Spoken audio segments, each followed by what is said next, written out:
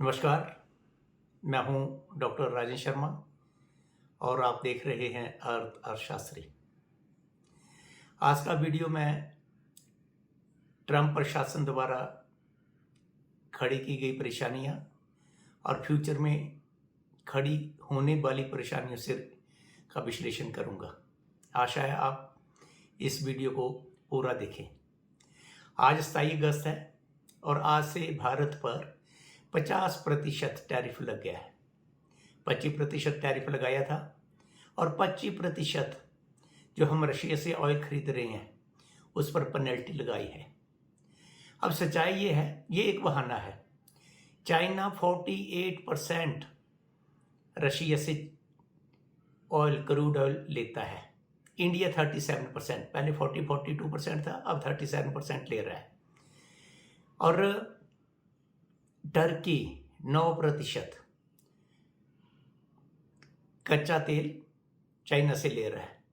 ना चाइना पर कोई किसी भी तरह की बंदिशें लगाई गई और ना टर्की पर। टर्की नाटो का मेंबर है और चाइना के पास रेयर अर्थ मिनरल्स पर पूरी मोनोपोली है और चाइना के पास सप्लाई चेन को डिस्टर्ब करने का भी पूरा कंट्रोल है। एलएनजी रशिया से यूरोप को जा रही है, टर्की को जा रही है और इवन यूएस भी, अमेरिका भी $3 बिलियन का यूरेनियम से रिलेटेड जो भी मिनरल्स है उनका इंपोर्ट करता है। सिर्फ इंडिया को ही टारगेट किया जा रहा है। वो इसलिए कि ट्रेड डील इंडिया साइन नहीं कर रहा है और ट्रेड डील को साइन करने के लिए दबाव बनाया जा रहा है। और ईगो प्रॉब्लम भी है अमेरिका का, क्योंकि अमेरिका सबसे शक्तिशाली कंट्री है। अब ट्रेड डील में प्रॉब्लम कहाँ आ रही है? एग्रीकल्चर, पोल्ट्री, डेयरी फार्मिंग पर और जो जेनेटिकली मॉडिफाइड प्रोडक्ट्स हैं वहाँ पर दिक्कत आ रही है। साथ में जो ट्रंप के सहयोगी हैं वो वार्निंग्स भी दे रहे हैं कि हम सैंक्शंस लगा देंगे। वैसे कुछ सैंक्शंस वो बिना डिक्लेयर किए हुए चल रही हैं। जैसे जीई से जो हमने तेजस में इंजन लेने थे, टेक्नोलॉजी ट्रांसफ़र होना था, उनमें पिछले 3-4 साल से डिले किया जा रहा है। हमने तो 1998 में भी सेक्शन झेली हैं पोखरण सेकंड के बाद। और जो फ्यूचर में मुझे डेंजर्स नज़र आ रहे हैं वो ये कि इंडिया ने ट्रेजरी बॉन्ड्स में अमेरिका में तकरीबन $250 बिलियन का इन्वेस्टमेंट किया है। अमेरिका उनको फ्रीज कर सकता है। पहला डेंजर ये है। जैसे उन्होंने रशिया के जो फॉरेक्स ये डॉलर से रिजर्व थे वो उन्होंने फ्रीज किए थे और हमारे पास जो $700 बिलियन का फॉरेक्स रिजर्व्स है उसमें तकरीबन $300 बिलियन डॉलर में है और कुछ हमारा गोल्ड में है, स्पेशल ड्राइंग राइट्स आईएमएफ से भी हैं और कुछ दूसरे कंट्रीज की करेंसी में है। तो उनको फ्रीज करने के लिए अमेरिका कोई चाल चल सकता है।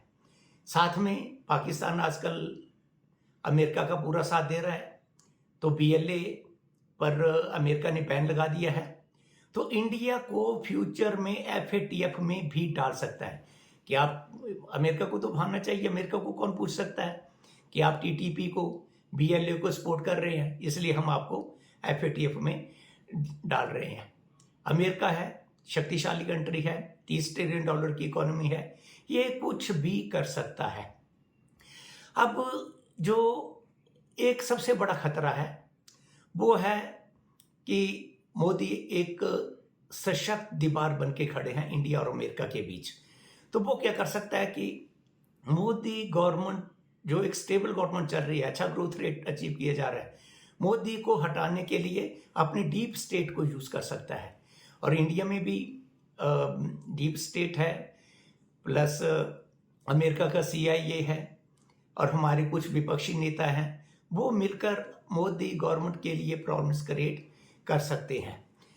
और मुझे ये लगता है कि अगर अमेरिका इंडिया के जो डॉलर्स पड़े हैं, तकरीबन $250 बिलियन जो अमेरिका के हमने बॉन्ड्स में लगाए हैं, उनको अगर फ्रीज कर सकता है, वो फ्रीज करने से पहले 100 बार सोचेगा, क्योंकि अगर फ्रीज करेगा तो दूसरे कंट्री भी अमेरिकन डॉलर में इन्वेस्टमेंट नहीं करेंगे, क्योंकि इंडिया भी फ्रेंडली कंट्री है। तो जैसे सऊदी अरबिया है, दूसरे कंट्रीज हैं, उनको भी कभी भी खतरा हो सकता है कि हमारे डॉलर्स भी जो इन्वेस्टमेंट है डॉलर के रूप में और अमेरिकन बॉन्ड्स के रूप में, उनको अमेरिका जब मर्जी चाहे फ्रीज कर सकता है। तो इसलिए दूसरा ये कि अगर हमारे फॉरेन जो फॉरेक्स रिजर्व्स हैं उसमें जो डॉलर पड़े हैं उनको अगर फ्रीज करने के लिए कोई प्रॉब्लम क्रिएट करता है, तो दूसरे जो कंट्रीज हैं वो अपने फॉरेन फॉरेक्स रिजर्व्स हैं उनमें डॉलर को कम रखेंगे।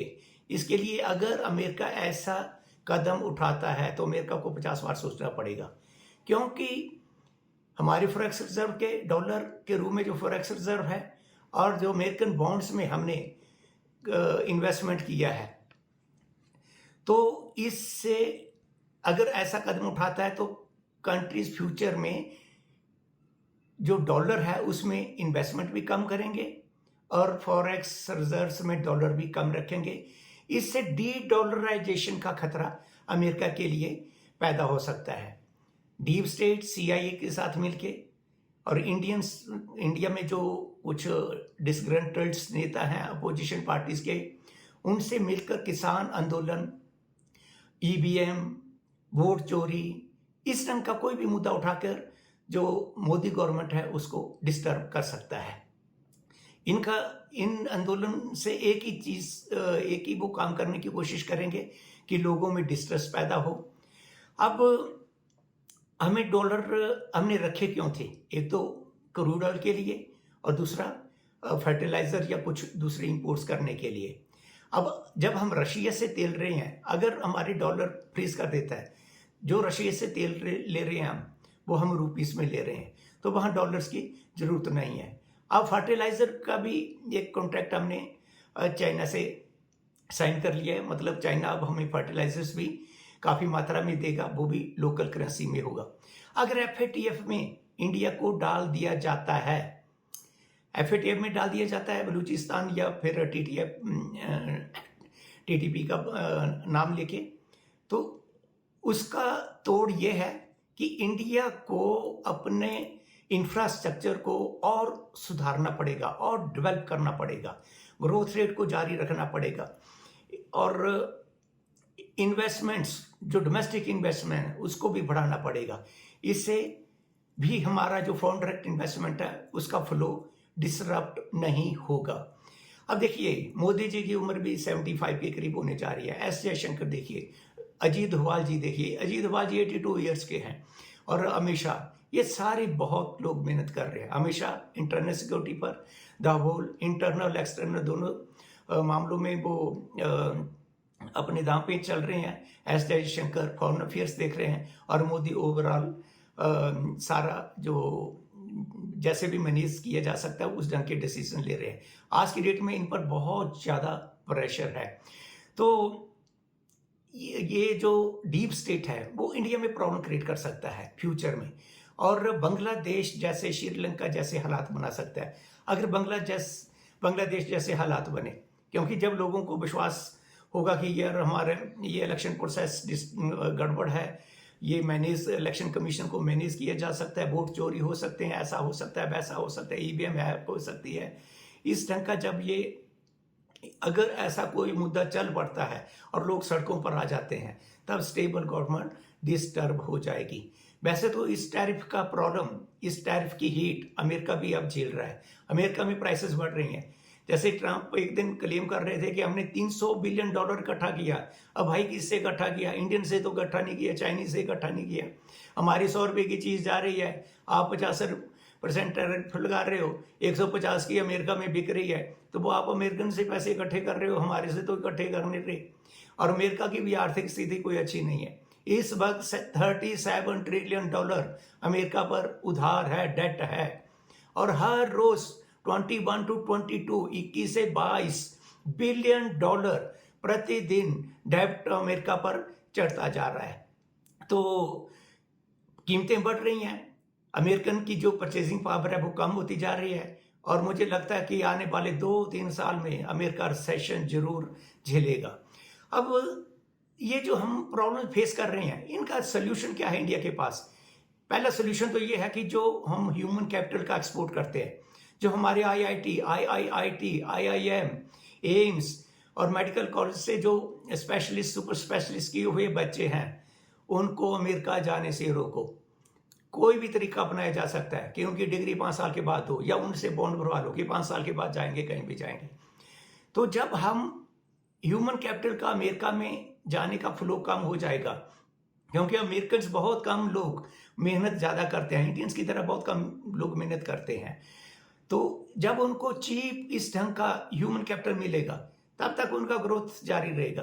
परंतु इंडिया से जब आईआईटी, आईआईएम के ग्रेजुएट्स जाने बंद हो जाएंगे, फ्लो कम हो जाएगा, तब उन्हें प्रॉब्लम फेस करनी पड़ेगी। क्योंकि इंडिया में तो अगर इंडिया जो अमेरिका में इंडियंस हैं वो 32 लाख के करीब है, 1% है, परंतु उनका कंट्रीब्यूशन टैक्स में कितना है, 6%। इसका मतलब वो जीडीपी में भी 6% का कंट्रीब्यूशन कर रहे हैं। दूसरा स्टेप जो ऐसे मोदी जी ने लाल किला से अनाउंस किया था कि जीएसटी को घटाने जा रहे हैं। हाँ, जीएसटी घटाइए, कीमतें कम कीजिए, इंडिया में कंजम्पशन बढ़ाइए। इंडिया में जब कंजम्पशन बढ़ेगा, क्योंकि देखिए इंडिया जो है बर्ड का 2% ही एक्सपोर्ट करता है, और हमारी इकोनॉमी जो है कंजम्पशन बेस्ड इकोनॉमी है, एक्सपोर्ट लेड इकोनॉमी नहीं है। और दूसरा, हम अपने एक्सपोर्ट्स को डाइवर्सिफाई करें। अब बात आती है कि ये जो समस्याएं आ रही हैं, ये नए नए रूप लेती जा रही हैं। हम इंडियंस की ड्यूटी क्या है? इंडियंस की ड्यूटी, जो देशभक्त इंडियंस है, उनका एक ही रोल है कि जो भी narrative deep state CIA India में क्रिएट करने की, फैलाने की कोशिश करता है, उसे ग्रास रूट लेवल पर ध्वस्त कर दीजिए। जैसे बांग्लादेश लाइक सिचुएशन इंडिया में कभी भी बढ़ने मत दीजिए। जब आप उसको ध्वस्त कर देंगे नैरेटिव को, तो वो नैरेटिव काम नहीं कर पाएगा। जैसे अभी वोट चोरी का चल रहा है, तो कुछ वीडियो आ रहे हैं, राहुल जी भी के सामने वो रिकॉर्ड हो रहे हैं कि मेरे वोट पहले यहाँ लिस्ट थे और मेरा अब वोटर लिस्ट से नाम गायब है। परंतु हमारा मीडिया बहुत कमाल का काम कर रहा है। मीडिया जा रहा है, फैक्ट चेक कर रहा है, और वो दूसरा वीडियो बना रहे हैं। नहीं, हमें बोला गया था इसलिए हमने ये वीडियो बनाया और हमारा वोटर लिस्ट में नाम है। इस ढंग के जो वीडियो टीवी पर या कहीं भी आते हैं, उसको अपने सोशल ग्रुप्स में इतना फैला दिया जाए कि ये नैरेटिव काम ही नहीं कर पाए। देखिए कि अगर स्टेबल गवर्नमेंट रहेगी तब देश की तरक्की भी बरकरार रहेगी। स्टेबल गवर्नमेंट कोई भी हो, मैं ये नहीं बोलता कि मोदी गवर्नमेंट का कोई अगर गलत काम है उसको भी ठीक है, उसका विरोध कीजिए, डटकर विरोध कीजिए। परंतु अगर कोई गलत narrative, false narrative, deep state CIA का बनाया हुआ नैरेटिव हमारे कुछ पॉलिटिशियंस द्वारा फैलाया जाता है, डिस्ट्रेस पैदा किया जाता है, कोई मूवमेंट, आंदोलन चलाने का कोशिश की जाती है, तो उसको ध्वस्त करने का काम हमारे देशवासियों का होना चाहिए। स्टेबल गवर्नमेंट डेवलपमेंट के लिए बहुत ही जरूरी है। 2035 तक हमें दिक्कत है। 2035 तक हमारी इकोनॉमी का साइज होगा $10 ट्रिलियन, और वो टेक ऑफ स्टेज होगी जब हमें किसी भी सुपर पावर के बारे में सोचने की जरूरत ही नहीं होगी। सुपर पावर जो मर्जी चाहे करता रहे, परंतु हमें किसी तरह की दिक्कत नहीं होगी। हमारा ये जो क्रूशियल पीरियड है 2025 से 2030 तक और 2030 से 35, अगर 2035 तक हम अपनी इकोनॉमी का साइज $10 ट्रिलियन तक पहुंचा पाए, फिर भारत को विकसित भारत बनने से लिए कोई नहीं रोक सकता। दूसरी तरफ अगर गवर्नमेंट अनस्टेबल हो गई और बहुत ज़्यादा अफरा तफरी फैल गई, बांग्लादेश की तरह जो अच्छे ढंग से शाइन कर रहा था, और आज बांग्लादेश का हाल देख लीजिए, तो इंडिया का भी हाल वैसे होने जा रहा है। जैसे पहले हम सुनते थे घोटाले पर घोटाला, 2G स्कैम, कोल स्कैम, कॉमनवेल्थ गेम स्कैम, इस ढंग के हम बहुत ज़्यादा स्कैम सुनते थे। परंतु 2014 के बाद 24 तक 25 तक हमने कोई भी स्कैम नहीं सुना, तो वो दोबारा फिर सुनने के लिए मिल सकते हैं। तो 2047 तक भारत विकसित भारत नहीं बनेगा। तो हमारा देशवासियों का एक ही काम है कि जो फाल्स नैरेटिव, मैं बोल रहा हूँ फाल्स, अगर गवर्नमेंट को गड़बड़ करती है, कोई गलत काम करती है, उसका जरूर विरोध कीजिए। परंतु अगर कोई फाल्स नैरेटिव गढ़ा जाता है स्टेबल गवर्नमेंट को डिस्टेबलिश करने के लिए, तो हमारा देशभक्तों का एक ही काम बनता है कि उसे धरातल पर ध्वस्त कर दिया जाए। आज के वीडियो में बस इतना ही। मैं अनुरोध करता हूं कि आप मेरा ये चैनल देखिए और इस वीडियो को आप शेयर कीजिए और लाइक भी कीजिए, और जिन्होंने मेरे चैनल को सब्सक्राइब नहीं किया है वो प्लीज़ सब्सक्राइब कीजिए और बेल आइकन को ज़रूर दबाइए। Thank you very much.